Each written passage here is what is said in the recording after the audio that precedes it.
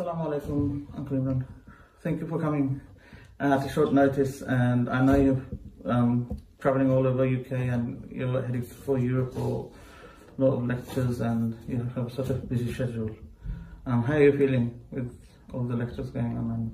Walaikum salam wa rahmatullah. Dean Chaudhry, I'm very happy to be here in the city of Leicester in Britain. A lecture was scheduled for Leicester, but the brother who had organized the lecture and rented the hall, unfortunately when the sinful attack was launched upon me in my private life, he fell for it and he cancelled the lecture. Then when I contacted him, he regretted what he did. He realized that he made a mistake, but he had already cancelled the hall and he could not recover the hall. And that's why we don't have a lecture in Leicester, but I'm happy to be here and to have this interview with you. It's not the first time you've interviewed me, Dean, and your questions have always been to the point and of benefit to the people. Thank you for inviting me today. Okay, so let me begin with this question. I will not mention anyone's name. Because of a comment you made and because of the lack of understanding, a sheikh from UK has said that you have committed kufr and he asked you to make tawbah. You mentioned in a lecture a few days ago that some critics also called you a kafir. This is not the first time as Islamic scholar has been called a kafir. I think in the past, Dr. Isa Ahmad Rahimahullah, Dr. Zaid Nag, Sheikh Hamza Yusuf Numan Ali Khan and others have been also called kafir. I've also heard Maulanas from different sects of India, Pakistan, Malaysia and other parts of the world calling each other kafir. So my question is it permissible to call an Islamic scholar a kafir just because we don't understand him or we're doubtful about his aqidah? Bismillah ar-Rahman ar-Rahim. When someone makes a statement or commits an act which is very clearly an act of kufr, then it is an obligation of his peers, the scholars of Islam, to respond and point out that this is an act of kufr and you are indeed a kafir. But there's a process. The process is that you have to write out a fatwa of kufr. And in that fatwa you have to put your name and you have to argue the case why this person is a kafir, what has he done to commit an act of kufr. You can't simply say, this fellow is kafir. That's a schoolboy way, but the scholar would not do that. The scholar will prepare a fatwa in which he will declare, this is the reason why I have declared that so-and-so is a kafir. This is very important, a very important institution in Islam to protect the purity of the faith. In the case of my own case,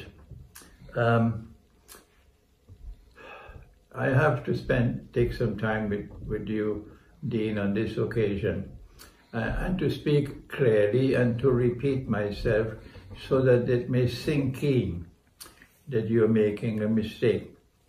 I have never ever declared that there is a mistake in the Quran. Let me repeat that. I have never ever declared that there is a mistake in the Quran. Whoever makes such a statement is definitely acting in a manner which is kufr, to say that there is a mistake in the Quran, when Allah himself says that he is protecting this Quran. No one can change this Quran, no one can corrupt this Quran, never until Qiyamah. This Quran is protected. So then, why are they making this mistake? Why are they declaring of me that I have declared that there's a mistake in the Quran when I have never ever said such a thing? The answer is they have come to the conclusion, and they will have to answer on Judgment Day for this wrong and sinful conclusion. They have come to the conclusion that the tashkil, that is the fatha and kesra and dhamma and so on, which perhaps may be part of punctuation. If you would allow me to use the word punctuation, if you would allow me to use the word punctuation to help people to understand that the tashkil in the Quran, they are a part of the Quran. They are a part of the Quran which was revealed by Allah. And they are a part of the Quran protected by Allah. This is false. This is not only false, this is sinful. Because the tashkil were not a part of the Quran when the Quran was revealed. Number one, the Quran did not have tashkil during the times of the companions of the Prophet ﷺ. Tashkil were added at a later time and were added by human beings, not by angels. Human beings put in the tashkil to help the non-Arab, like Imran Hosein, to be able to recite the Quran. The Arabs did not need the tashkil. If you look at Urdu language now, the newspapers, you never find any tashkil in the Urdu because they don't need it. But the non-Urdu speaking, the non-Arabic speaking people, they need the tashkil in order to recite the Quran. So the tashkil were added later on, much later on. And therefore they were done by human beings. And therefore this is not a part of the Quran. But what can I do? What can I do when people insist now, in defiance of all knowledge on the subject, that the tashkil are a part of the Quran? My warning to them is that you will have to answer on Judgment Day for adding to the Quran what is not a part of the Quran. If you add something to the Quran and you say this is a part of the Quran, that is a monstrously dangerous sin. I can only ask that Allah may forgive them because they don't have the knowledge. They don't have the knowledge and they're running away with ignorance and concluding that the tashkil are a part of the Quran when they are not. This is my first response. I have said that a verse of the Quran in Surah Al-Zukhruf, they are telling me it can be read two ways, and both of them are equally valid. One of them says that surely he, the pronoun here, based on the context, is certainly without any doubt referring to Nabi Isa alayhi salam, Jesus. That surely Jesus, Nabi Isa alayhi salam, surely he is a sign of the last hour. That is one reading. وَإِنَّهُ لَعَلَمٌ لِلسَّاعَةِ. And this is the recitation of Abdullah ibn Abbas radiallahu ta'ala anhuma, who is one of the foremost companions of the Prophet, Allah's blessings be upon him, in respect of the knowledge of the Quran and the explanation of the Quran. Abdullah ibn Abbas stands high, shoulders, heads and shoulders above all the others. He has the highest rank. And this is how he recited the Quran. وَإِنَّهُ لَعَلَمٌ لِلسَّاعَةِ. Let me repeat this for those who are hard of hearing. Abdullah ibn Abbas radiallahu ta'ala anhu, he recited the Quran this way. وَإِنَّهُ لَعَلَمٌ لِلسَّاعَةِ. That he, Jesus, is the sign of the last hour, or is a sign of the last hour. Good. My question is, and I ask my critics to kindly calm down and think and then offer a scholarly response.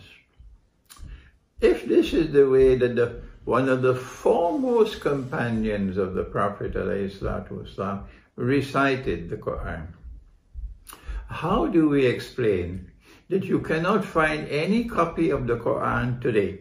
I have never found any. I don't know if there are any. You cannot find any copy of the Quran today with the tashkil which conforms with his recitation of the Quran. I want an answer to that question.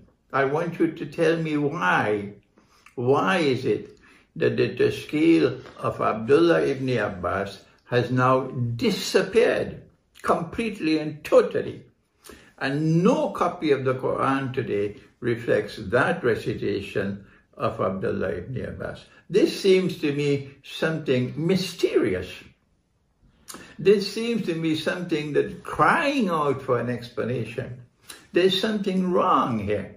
If there were some copies of the Quran this way and some that way, that could be understood. But why is it that no copy of the Quran anywhere in the world today that I am aware of is with the tashkil of Abdullah ibn Abbas? That's the first question I asked.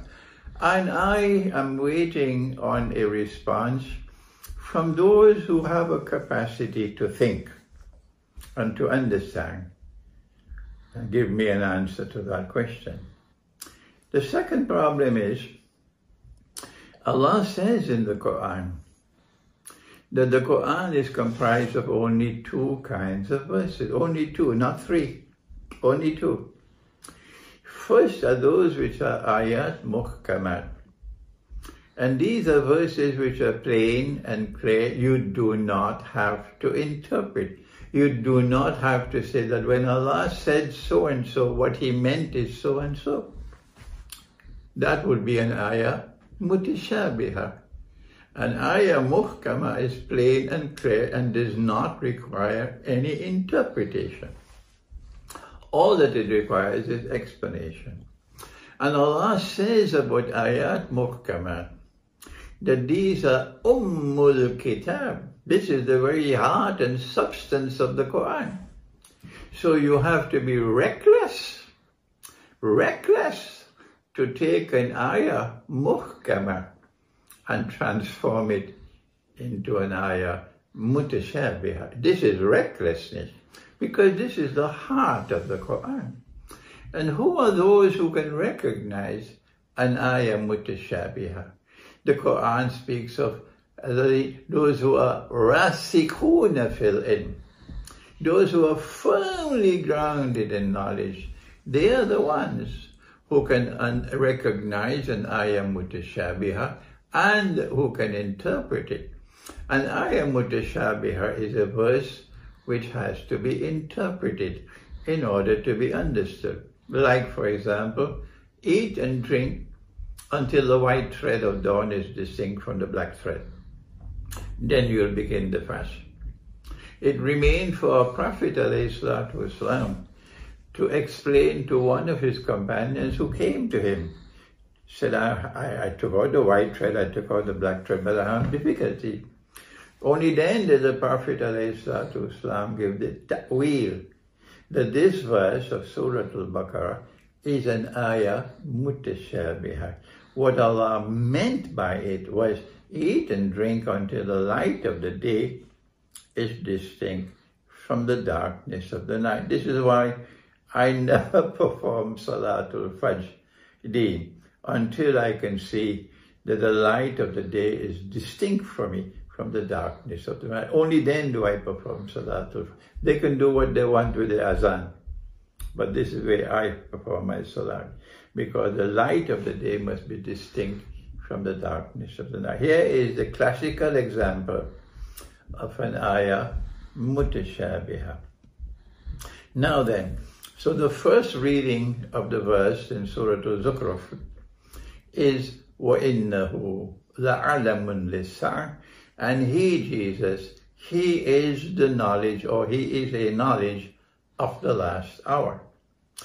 What does it mean? The explanation, not interpretation. The explanation is, nothing in His life, Nabi Isa, nothing in His life, not even His virgin birth, can qualify as a sign of the last hour, when the last prophet is still to come. He is to come 600 years later. The last kitab, the Quran, is still to be revealed. It will be revealed 600 years later. So how can something in the life of Nabi Isa alayhi salam, including his virgin birth, how can it qualify as a sign of the last hour? My explanation is the only way that he can qualify as a sign of the last hour is when he returns. It is the return of Nabi Isa alayhi salam which qualifies as a sign of the last hour. And I am making this effort. I'm doing everything I can possibly do to explain this verse of the Quran. Not for those who are calling me kafir, may Allah forgive them, but for those eminent scholars of the Quran deen, eminent scholars of Islam, who reject belief in the return of Jesus. There have been two, Sheikh Al-Azhar, the head of Al-Azhar University, two of them who rejected the belief. One of them was Sheikh Muhammad Abdu, and the other was Sheikh Mahmoud Shaltut. In fact, Sheikh Mahmoud Shaltut even wrote out a fatwa, and the fatwa is bogus, it's wrong.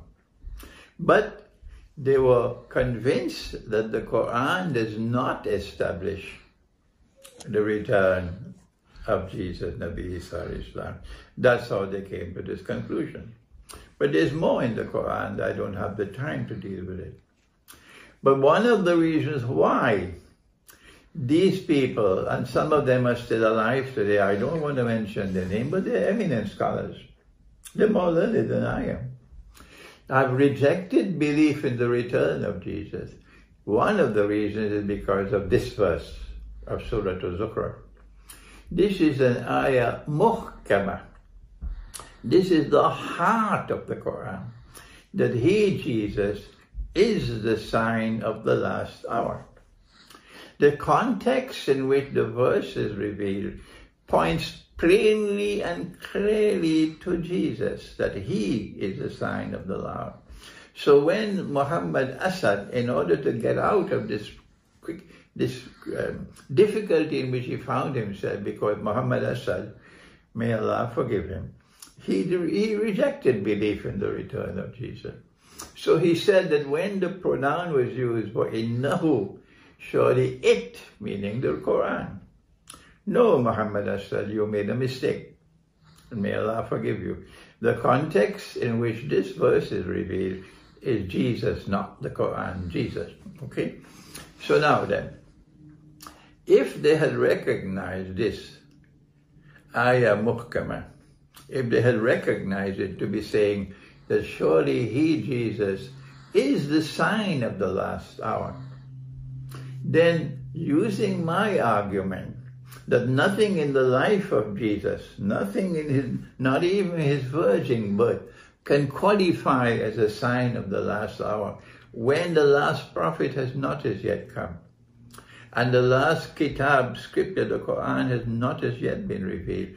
These scholars of Islam would now be persuaded that yes, he is a sign of the last hour in the sense that his return to this world is the sign par excellence of the last hour. And so this is the struggle I'm waging, Deen, not with the schoolboys who are declaring me to be a kafir, may Allah forgive them, but I'm waging this struggle to get that world of scholarship to return to the belief that Jesus, Nabi Isa alayhi salam, will one day return. I'm doing this also because I am certain that in this age of the internet and in this age of monstrous brainwashing taking place, everybody is there with their smartphone and they are lapping in all the brainwashing that is being done. Dajjal is brainwashing mankind.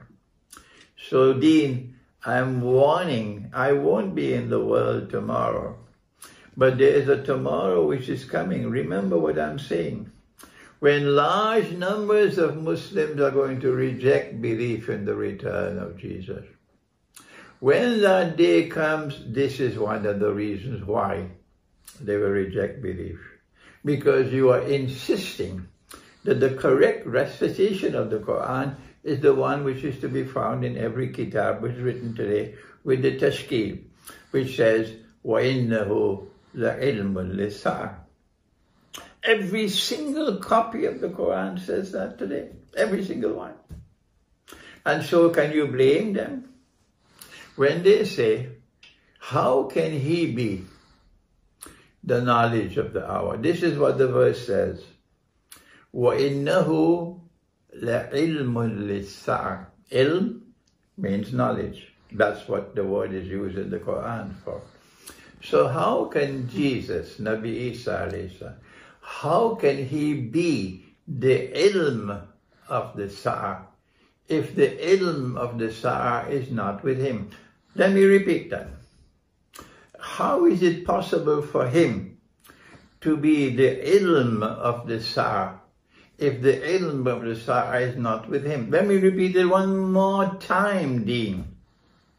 How is it possible? This is elementary logic. How is it possible for him to be the ilm of the Sa'ah if the ilm of the Sa'ah is not with him? But Allah has said again and again in the Quran that the ilm of the Sa'ah is only with Allah. Only with Allah. So it cannot be with him. So this is an ayah muhkamah. وَإِنَّهُ لَعِلْمٌ لِلسَّاعَةِ. This is an ayah muhkamah. It does not require any interpretation, not at all. This is Kitab, if this is the correct skill. This is Kitab. So therefore there is a conflict, a contradiction in the Quran between this verse, وَإِنَّهُ لَعِلْمٌ لِلسَّاعَةِ, and the rest of the Quran. And my critics recognize that there is a conflict here. So what do they do? And this, Dean, this is reckless conduct. This is really reckless conduct. To take an ayah muhkamah and now transform it into an ayah mutashabihah. Remember, when you make an ayah mutashabihah and you interpret it, remember, no one can confirm your interpretation to be correct. Only Allah can confirm it. Only Allah can confirm it. So when you say, when Allah says that He is the ilm of the Sa'ah, what Allah meant by that is this. You are making a ta'weed, you're interpreting the verse. If you say that when Allah said, He is the knowledge of the hour, what Allah meant by that is this or that or the other. What you have done is you have taken an ayah muhkamah and you have transformed it into an ayah mutashabihah, and that is a PhD in recklessness. You will have to answer for that on Judgment Day. If you take this and make it an ayah mutashabihah, good. And now you have an ayah muhkamah, which says, He is the sign of the last hour. Which one will prevail?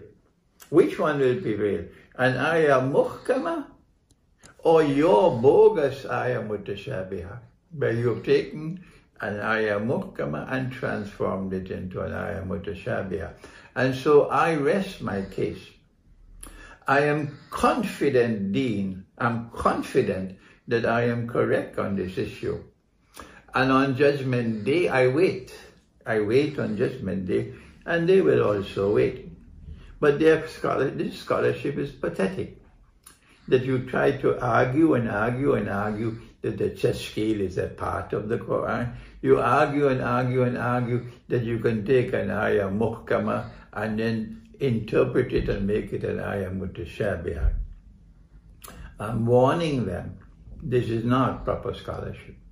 The way to recite the Quran, Imran Hosein is saying this, and his students have the amount of intelligence and common sense to understand what I'm saying, that this is the correct way to recite the Quran.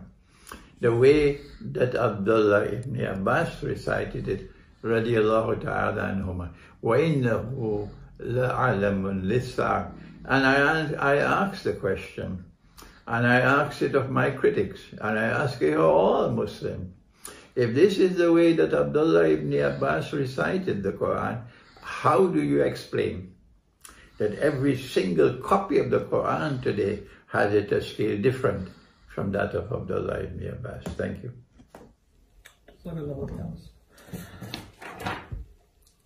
The next question is, you have talked about uniting the Ummah in your previous lectures. In this modern age, is it possible to unite the Islamic scholars of all madhab school of thoughts under one umbrella? Allah subhanahu wa ta'ala says in the Quran, He gives an order. And this is His order. وَاعْتَصِمُوا بِحَبْلِ اللَّهِ جَمِيعًا وَلَا تَفَرَّقُوا. All of you must hold fast to the rope of Allah and do not be disunited. The rope of Allah is the Quran. The rope of Allah is the truth which has come from the Quran. And in akhir, zaman, more than at any other time in history, إِنَّ الْإِنسَانَ لَفِي خُسْرٍ. All of mankind will be drifting. All of mankind will be in a state of loss. All. إِلَّا الَّذِينَ آمَنُوا. Save those who have faith in Allah. وَعَمِلُوا الصَّالِحَاتِ. And who are righteous in conduct. وَتَوَاسَوْا بِالْحَقِّ. And who exhort one another and who hold on to the truth. وَتَوَاسَوْا بِالصَّبْرِ. And who do so with patience. Being the only ones who can be united in akhir zaman are those who have faith, whose conduct is righteous, and who hold on to the truth regardless of consequences, and exhort one another to hold on to the truth which is in the Quran. وَإِنَّهُ لَحَقُّ الْيَقِينِ. That in this Quran there is absolute truth, and they hold on to that absolute truth. وَتَوَاسَوْا بِالصَّبْرِ. And they show patience. I am showing an enormous amount of patience. These are the only ones who can be united. The rest of mankind are going to be brainwashed like sheep and cattle. They have all of their Darul Ulooms. They have all of their masajid, beautiful buildings, iron and steel, multi-million-dollar buildings. They are so proud and happy of what they've achieved. How do you explain that when Dajjal tested them, and it was Dajjal who tested them, and Dajjal said about the masjid, no mask, no entry. If you want to enter the house of Allah, you have to put on a mask, otherwise you're not allowed. You have to perform your salah 3 feet apart. When Dajjal tested them, guess what they did? With all their Darul Uloom, all their masajid, all of them, illa mashallah, all of them obeyed the government. And so the British government became Al-Akbar, the house of Allah. And Allah was no longer Al-Akbar in his house. This has just happened yesterday. And I don't think the virus is gone. I think this is a lull before the storm. I hope I'm wrong. I hope I'm wrong. I hope I'm wrong. But I believe the virus is coming back. And it's coming back in a more virulent strain than previously. And when it comes back, they will again put up the sign, no mask, no entry. And if you do not have a face mask, you are not allowed to perform salat in the house of Allah. If you do not stand 3 feet apart, excuse me, Deen, like monkeys, abandoning the Prophet, Allah's blessings be upon him, abandoning him. He said, if you leave a space, if you don't stand shoulder to shoulder, and you leave a space, shaitan will come and fill the space. So there are more shayateen in the masjid than people worshipping when they stand 3 feet apart. This is a sign, Deen, that you cannot unite people who have been so brainwashed that they dance to every tune that the Dajjal plays. Tomorrow on Judgment Day, they will learn to their dismay that they were taken for a ride. We on this side, we are advising them. We're doing it gently. We're doing it again and again. We're showing patience. They can call me a kafir 1,000 times. I always, may Allah forgive them. But you are being brainwashed. And if you do not wake up and realize that Dajjal is taking you for a ride and you're dancing to every tune that he plays, you're heading for Jahannam. We cannot unite with such people. We can only unite those who stand firmly for the truth in the Quran and who do so with patience. Will the Ukraine war lead to Pax Judaica?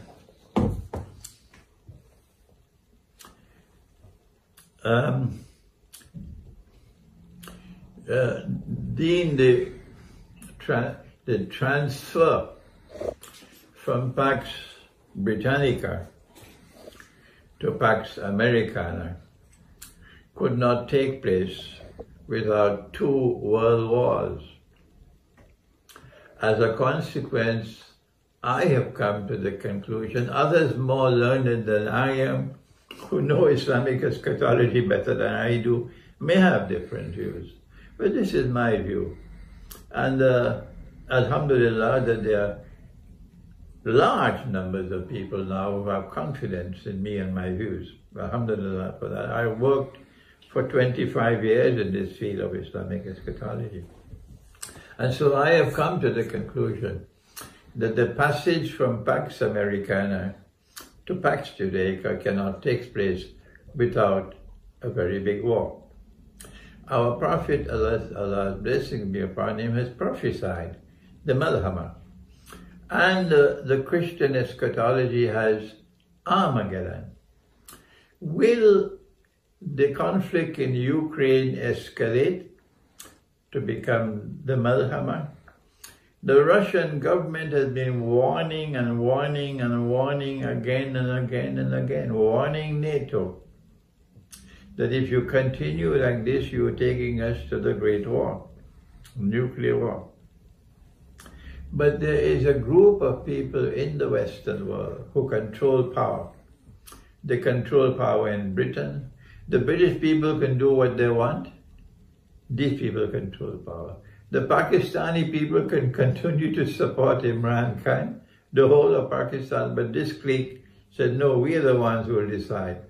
We hold power, okay? So these are the ones who are lusting for war with Russia. But I don't think the American armed forces want to fight Russia. I believe they much prefer to fight Libya than Russia. Russia has been blessed by Allah. I have, in several of my lectures, I've used the Quran to explain Russia's phenomenal rise to power, military power in the world. I may be the only scholar who has used the Quran to explain it, but I'm accustomed to being the solitary. I'm accustomed to being the lone voice for 25 years. It's been like that indeed. But if I am correct, it will survive. Truth will survive. So far, Russia has been able to contain the war in Ukraine without escalating it, so far. And Russia, instead of a massive onslaught on Ukraine to finish the war in 1 week, Russia has chosen a wise policy, an incremental war in which they work piece by piece, slowly, slowly, slowly, to achieve the end, their goals. Russia has already achieved much of the goals she attempted to. Ukraine can never again enter NATO. That's not possible. Ukraine can never pose a military threat to Russia. That's gone, finished. Crimea has been recovered, and Ukraine will never recover Crimea. Not even Henry Kissinger is now saying you have to give up your claim on Crimea.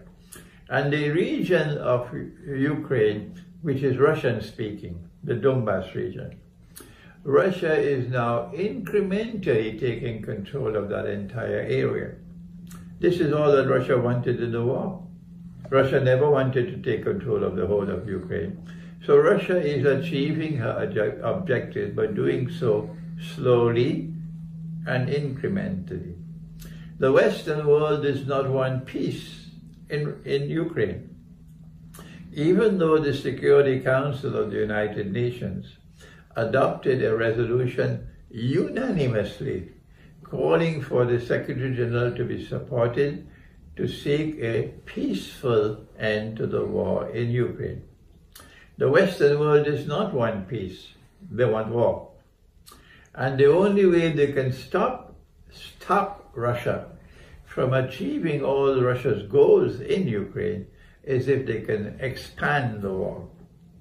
This is now their plan, to try to see how we can expand the war. The most likely means through which they will seek, by proxy of course, to expand the war, is through Poland. If Poland were to do anything at all, to intervene militarily in Ukraine, the Russians have promised that their response would be immediate and ferocious. They've already declared that. And when Russia says they're going to do something, you better listen, because Russia does what Russia says it will do. The Western world knows that this is how Russia will expand. Like they knew that if we have the war in 1973 between the Arabs and Israel, the Western world knew that King Faisal would impose an oil boycott on the West. And they wanted that oil boycott. They wanted it. And the price of oil rose dramatically by 400%, from $3 a barrel to $12. And that was the road which led to the petrodollar. That's what Kissinger wanted. So they know that if Poland were to intervene militarily in Ukraine, they know that the Russian response will be immediate and ferocious. And that's what they want. Because that could lead to a rapid escalation of the war, because Poland is a member state of NATO. And so, while Russia is warning and warning and warning that this can lead to the Great War, they don't care two peanuts for that. And they're taking mankind to the Great War. Will it take place? I believe it is going to take place because they want it. How soon will the Malhama take place? The only answer I can give is soon. How soon, I don't know.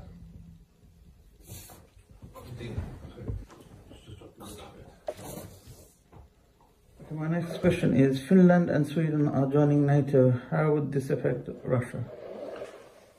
If Finland and Sweden were to join NATO, the implication would be that the Western rope around the neck of Russia would be tightening.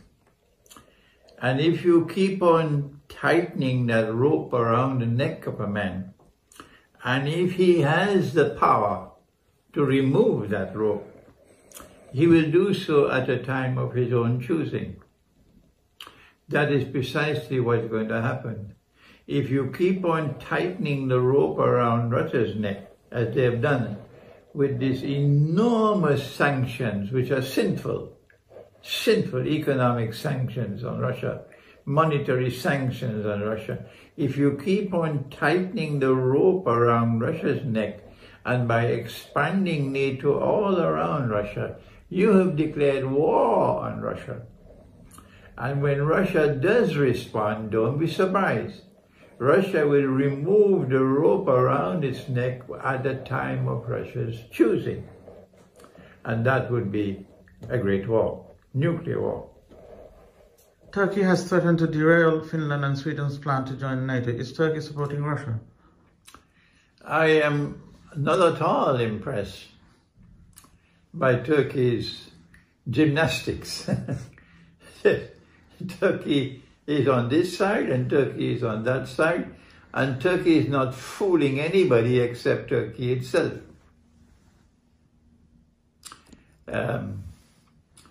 The one thing that is consistent in Turkey's foreign policy and in Turkey's relations with the outside world is the insistence, the dogmatic insistence of continuing in the footsteps of the Ottoman Empire. The Ottoman Empire had one consistent profile, and that is perpetual war on the Orthodox Christian world. If I'm wrong, correct me. Tell me I'm wrong. Tell me what is right. The Ottoman Empire waged bogus jihad on the Orthodox Christian world for 600 years. The reason why the Ottoman Empire did that, the reason why the Ottoman Empire changed Hagia Sophia and made it into a masjid, the reason why the Ottoman Empire waged war on Constantinople in defiance of the Quran, was because the Ottoman Empire wanted to sabotage the end-time friendship and alliance between the world that follows Nabi Muhammad ﷺ. I'm not talking about the sheep and the cattle. I'm talking about those who follow the Quran and the Prophet and the followers of Nabi Isa ﷺ. Even though they have the Trinity and they worship Jesus as the Son of God, yet Allah still favored them in Surah Rum. Yet Allah still favored them in Surah Rum. It is this end-time alliance, friendship alliance, between the followers of Nabi Muhammad ﷺ, the followers of Jesus ﷺ, that the Ottoman Empire wanted to sabotage.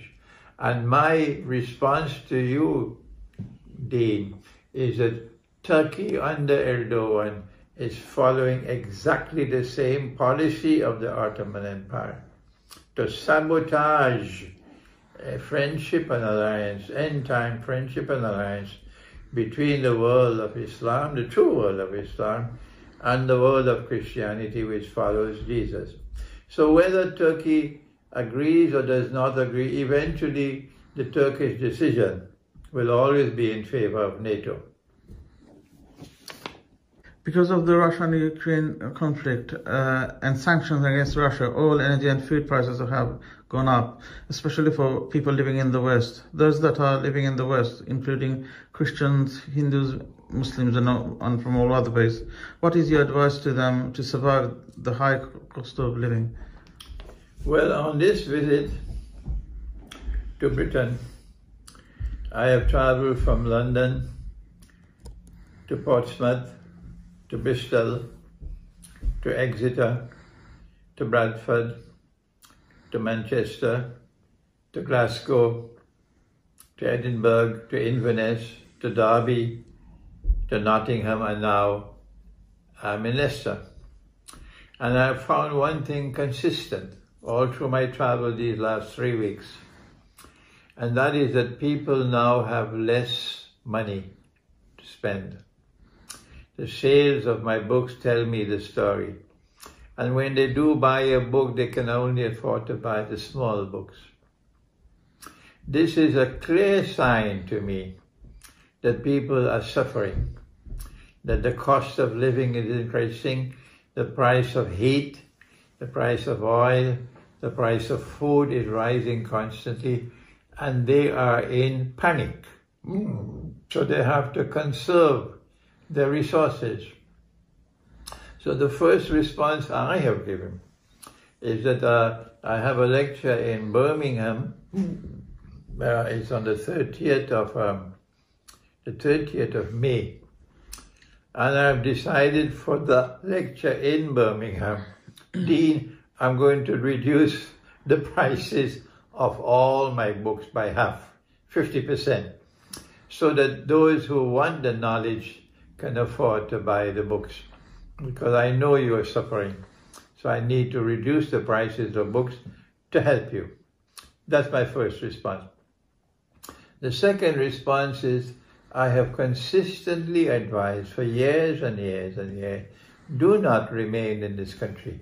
Even if you are British, your parents were British, your great-grandparents were British, still this country is doomed. The United States and Canada are doomed. France and Britain, France and Germany, these countries are doomed, because this is in Surah Al-Rahman. سَنَفْرُغُ لَكُمْ أَيُّهَا الثَّقَلَانِ. Allah is going to intervene in this great war. This is Surah Al-Rahman. And Allah will help Russia against the West. So I am anticipating that the West is not only going to be defeated in this great war, but that the Western civilization is not going to play anything more than an insignificant role in world affairs after the Great War. So the best thing to do is hijrah. Many people from Britain are already returning to Pakistan, for example. Many of them are looking to build communities in the mountains of Pakistan. Many of them. And there are others who are following, all the time following them, going to Pakistan. That's a good choice. When you go to Pakistan, you don't stay in Lahore, you don't stay in Karachi, and you most certainly don't stay in Islamabad. Islamabad is a city of slavery. Yes, slavery. You go to the villages up in the mountains where people are poor, and you live with them, and you share whatever you have with them. And when the villagers accept you, mashallah, you have a lovely life in the villages, in the mountains of Pakistan. The same thing with Turkey. Even though I have my problems with the Turkish government, I have always said Turkey is a good country to go to for hijrah. So when you go to Turkey, please don't stay in the cities, but go to the Turkish countryside and live in the villages of the Turkish countryside. If you cannot leave, you cannot go to Morocco, you cannot go to Algeria, you cannot go to Egypt. No, your heart is stuck here and you want to stay here. Then I say, well, the next best thing is to leave the cities of Britain and go to live in small communities in the remote British countryside. But only 1 in 1,000 will do that. The 999 will continue to live in the cities until the ship sinks, because they're nothing more than sheep and cattle.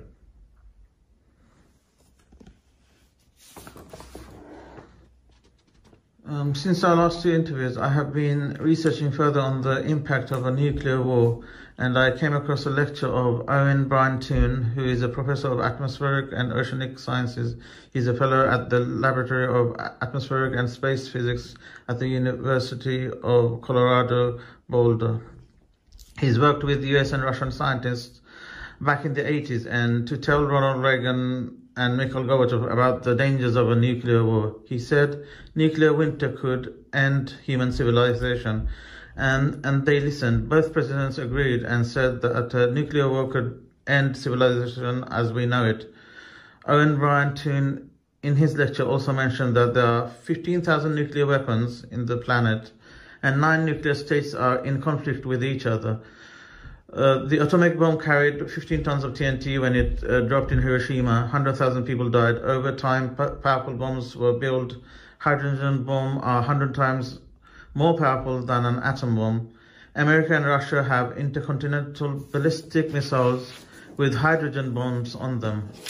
They have nuclear submarines with missiles. A single submarine can carry 100 hydrogen bombs with explosive power of 1,000 Hiroshima bombs. He said nuclear weapons kill people in 4 different ways: shockwaves, radiation poisoning, building collapses, third-degree burns, Russia and the United States each have 4,000 strategic nuclear weapons. In a global nuclear war, 400 million people could die. Temperatures will plunge below ice age conditions, which is nuclear winter. No crops will grow for years, and it is estimated 90% of the population could starve to death. No one would be safe. Not United States, not Israel, not Europe, not China, not Russia. So my question is, if the coming Malhama is a nuclear world war, how would Dajjal benefit from ruling the earth from a toasted planet with only 10% population? Bismillahir Rahmanir Rahim. If the transition is to take place from a Pax Americana to a Pax Judaica, the question arises, how can a small Israel rule a world as big as it is today? The United States has been able to do it because the United States is a very big country and is supported by the rest of the West. So how can Israel do that? There are only two possible ways. Either Israel has to expand to become a very huge state, or the world has to contract. And my understanding, Dean, is that it is the second option. They want the Great War. They are lusting for it because the Great War will significantly reduce the population of the world. Will all of mankind perish? No, our prophet has prophesied. He said that it's 7 years after the Great War. In another hadith, it is 7 months. 7 years after the Great War, a Muslim army will conquer Constantinople. So mankind is not going to perish. There will still be a part of the world which will be habitable. People can still live after the Great War. So this may be the scientific view, but the eschatological view is different. The destruction of most of mankind would not only make the world smaller for Israel, but Israel also will expand her territory, because the Bible says that the Holy Land extends from the river of Egypt, the river Nile, to the river Euphrates. So Israel will have to wage big wars to expand her territory. These two things will help Pax Judaica to replace Pax Americana.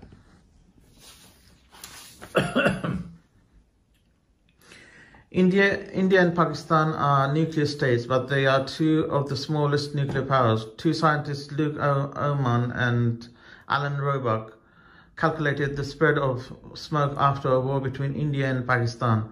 It only takes about 2 weeks for the smoke to cover the entire earth and will rise to altitudes between 20 to 50 miles above the surface. It will never rain, smoke will stay there for years. There will be food shortages, crops will die from lack of light and cold temperatures. It's been estimated after a war between India and Pakistan, 1 to 2 billion people all over the world could die of starvation. So my question is, whether in the name of Ghazwatul Hind or Kashmir or Modi's greater India dream, how likely are they to enter a nuclear conflict? I am someone who has consistently advised that we must show respect for the Hindu religion and that we must condemn Muslim rule over India, Hindu India, for so many centuries as Islamic imperialism, and there is no imperialism in Islam. It was bogus jihad waged by the Mughal Empire, and the Hindus have every right to be very pained over Muslim rule over India, uninvited Muslim rule over India for so many centuries. The backlash of this is that it has opened the way for this aberration of Hinduism to emerge. And same way that an aberration of Judaism has emerged in Israel. It's a warmongering Hinduism, which is not the Hindu religion. This is a warmongering Israel, which is not the Jewish religion. So there are two sisters, present day in India and present day Israel. I believe that once the Great War starts, I hope I'm wrong, once the Great War starts, Israel will say, this is our opportunity, it will never come again, to denuclearize Pakistan. Pakistan has enough traitors on board, including traitors in the armed forces, that they can destroy Pakistan's nuclear weapons without a nuclear war. If that happens, there'll be no nuclear war between India and Pakistan, because Pakistan will be denuclearized. If Imran Khan were to return as Prime Minister of Pakistan, then Pakistan's nuclear weapons will be safe. Yes. And yes, if India attacks, there'll be nuclear war, if Imran Khan returns. And the people of Pakistan are supporting him. It is only the traitors who are puppy dogs of NATO. They're the ones who are opposing Imran Khan. And they're the ones who might innocently preside over the destruction of Pakistan's nuclear weapons. Once the Great War starts and Israel attacks Pakistan to denuclearize Pakistan, Israel will do so in alliance with India and of course with NATO. With these three forces at work, NATO, India and Israel, today's Pakistan doesn't stand a chance. So I believe that they might succeed in denuclearizing Pakistan and therefore averting nuclear war between India and Pakistan. This is the sad, sad reality.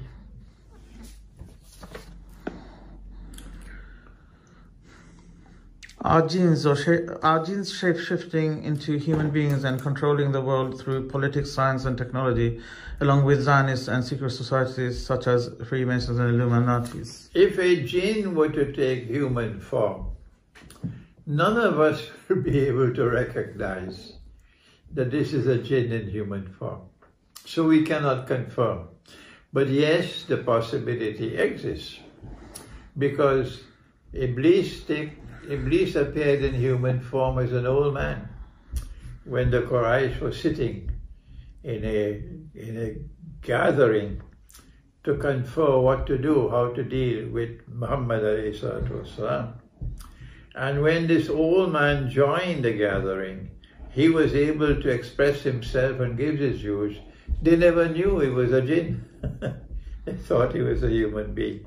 Similarly, if the shayateen were to take human form in today's world, none of us will be able to recognize him. But yes, it's possible. When Prophet Sulaiman saw the Jasad sitting on his throne, was it what Dajjal is doing now with the staff? Dajjal is still sitting on the throne. It's a vision. And the shayateen of the jinn are convinced that it is Sulaiman who is still sitting on the throne. And they are obeying Dajjal's orders. And his orders are, of course, evil. And they're doing a lot of evil in the world, cryptocurrency and all. But when once Dabbatul Ard destroys or consumes the minsa of the staff, the minsa meaning the internal miraculous heart of the staff, once that is consumed, then Dajjal will no longer be able to deceive the jinn that Sulaiman is alive and sitting on the throne. And they will then stop obeying him, and that's bad news for Israel.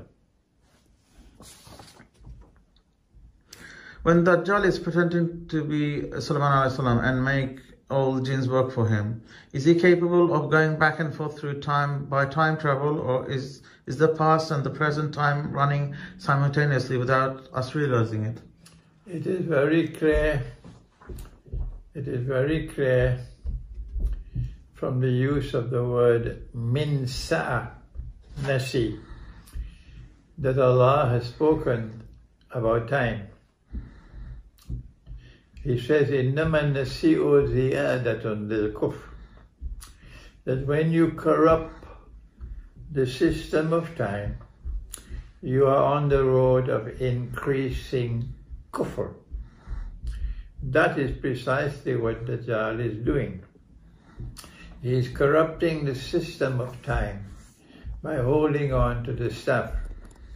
He is able to move backward and forward in time in order to show Sulaiman alayhi salam to be alive when he is dead. But he's doing more than that. He's got all of mankind today, all, including all those who build all these fancy masajid and fancy darul room and so on, and they're comfortable that we are rightly guided.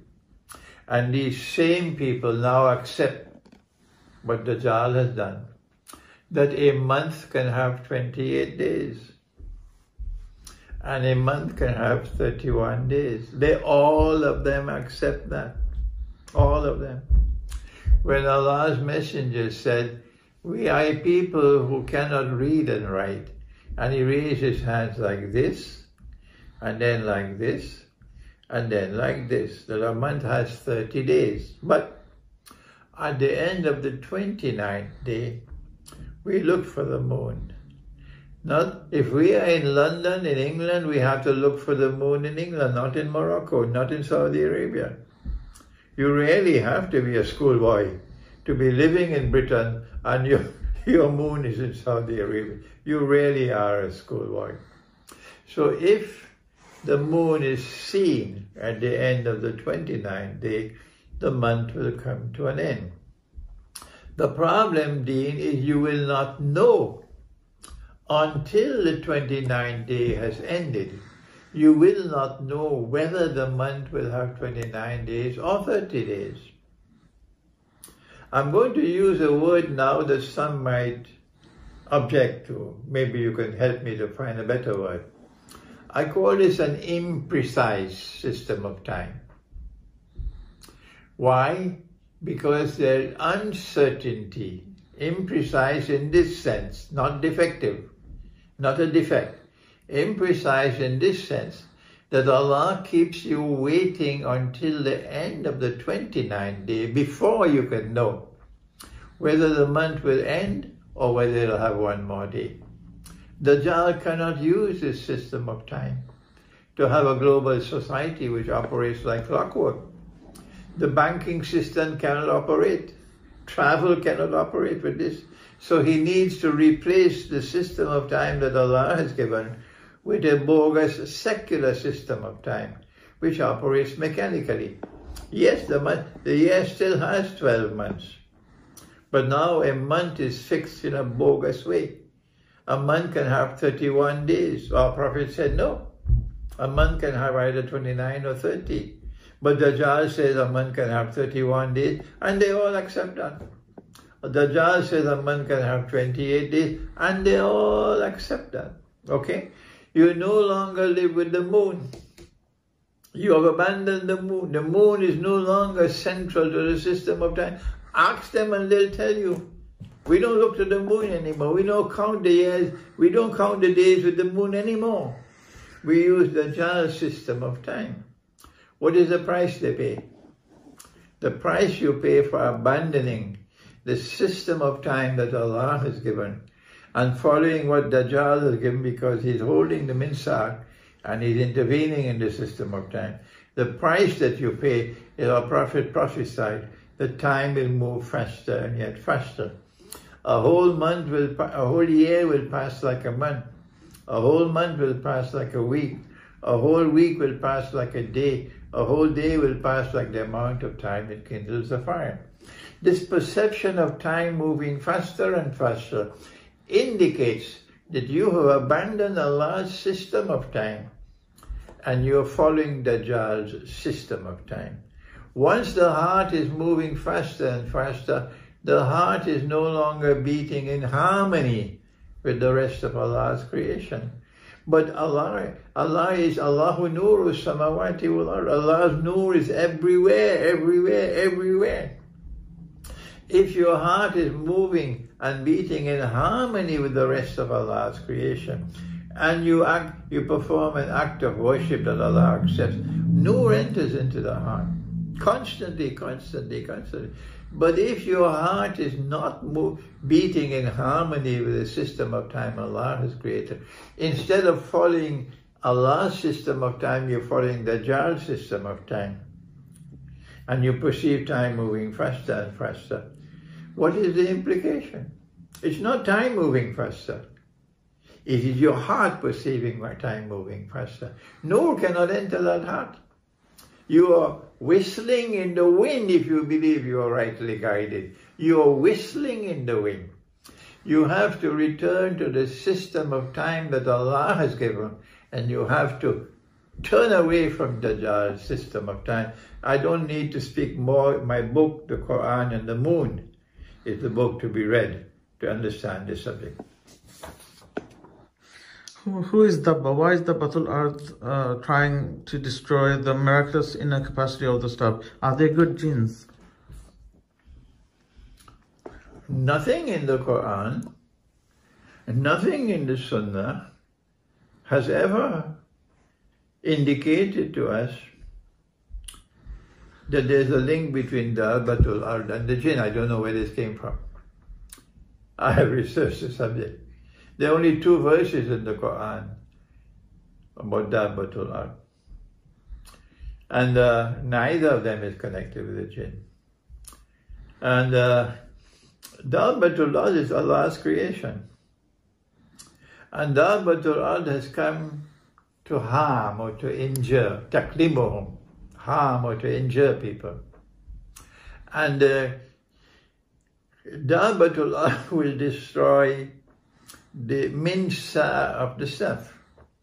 The minsa is the miraculous inner heart of the stuff, which when you're holding on to that stuff, you can move backward and forward in time. So what is Dabbatul Ard? Answer, Dabbatul Ard is a force which has the capacity not only to inflict harm and damage on human beings, but to destroy the minsa of the stuff. Now then, what is my view? I can be wrong. I've been wrong in the past.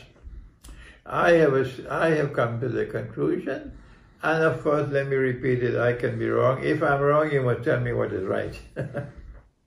The minsa, the Dabbatul Ard, is the electromagnetic waves which are now inundating the world from the wireless internet, from your cell phones, from your GPS and so on. All over the world you see the cell phone towers being built all over. I saw several of them here in Leicester. And this is not only going to destroy the minsa of the stuff, but babies who are born, children who grew up with this electromagnetic wave acting upon them, their memory will become weaker and weaker. If you lose your memory, you can't think. Once you lose your memory, you do not have a past anymore. You live in the present, and the future is not your concern. So you will dance to every tune that the Dajjal plays.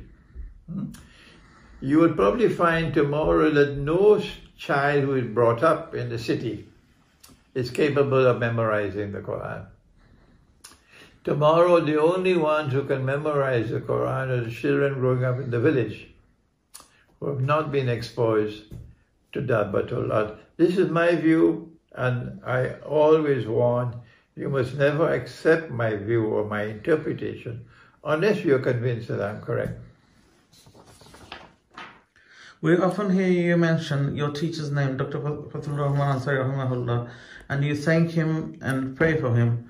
But we have found some scholars who copy what you say and never thank you or acknowledge you for the knowledge they've copied. One in particular is Abu Taha Muhammad Adnan from Bangladesh, who is a young scholar and copies exactly what you say, but we hardly hear him mention your name. We also noticed because what they say is not their own knowledge, they sometimes fall in trouble with the public or government because of the lack of wisdom. What are your thoughts on this? Dean, if there are so many people in the world today who have confidence in my integrity as a scholar of Islam, one of the reasons for this is that if I ever make a mistake and I realize that I've made a mistake, I am the first to rush to correct myself. I don't delay in correcting myself. I don't care for consequences. This is integrity. The second thing is that even if I learn something from a child, I will always say, I learned it from that child, because that is integrity. I don't know why they learn from me and then they reach out their knowledge to others and they refuse to acknowledge that they learned it from me. Whatever be the reason why they are acting in this way, let me warn them that this is not the road of integrity. People will eventually lose confidence in you since you're only copycats and you lack the courage and you lack the integrity to say, I learned it from him.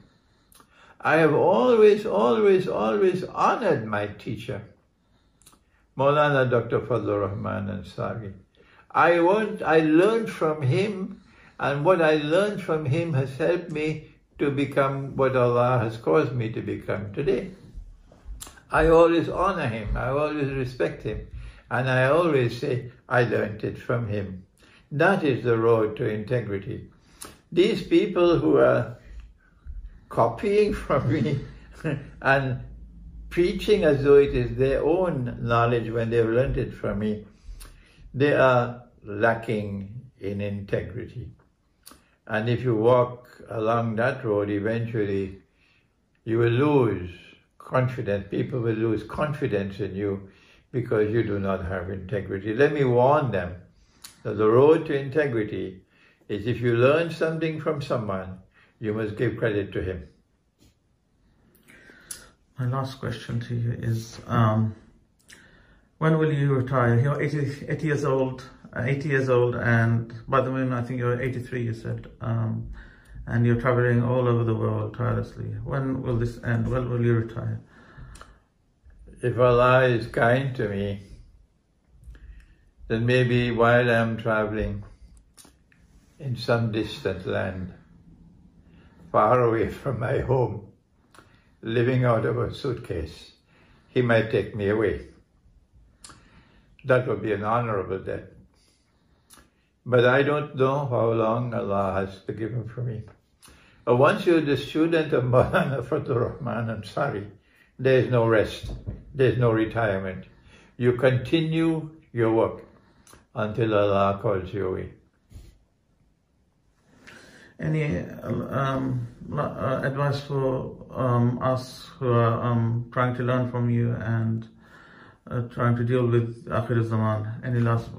The best gift I'm leaving behind me when Allah calls me away is the Quran and the moon. No one taught it to me in my life.